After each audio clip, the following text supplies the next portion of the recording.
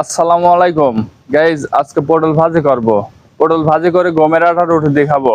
প্রথমে পটল গুলা চাক চাক করে কেটে নেব।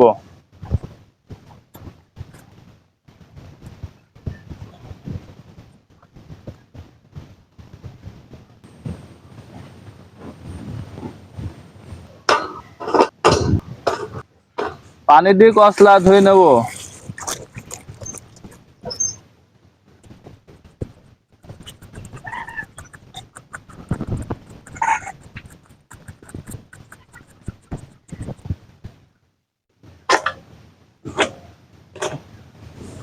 পটল গুলা কোটা ধোয়া হয়ে গেছে, এখন তেলের ফাড়তে ভেজে নেব। চুলার পর কড়াই দিয়ে নেব। সয়াবিন তেল, পেঁয়াজ কুচি আর লঙ্কা কুচি। পেঁয়াজ মরিচ হালকা ভাজা ভাজা করে নিয়েছি, এখন জিরে হলুদ আর লবণ দিয়ে নেব।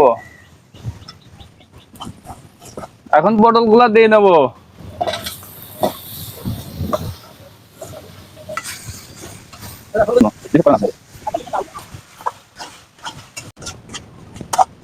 পটল ভাজি করা হয়ে গেছে, এখন নামিয়ে নেব। এখন একটা প্লেটে উঠায় নেব।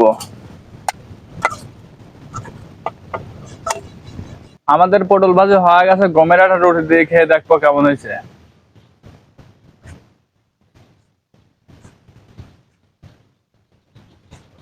বিসমিল্লাহ।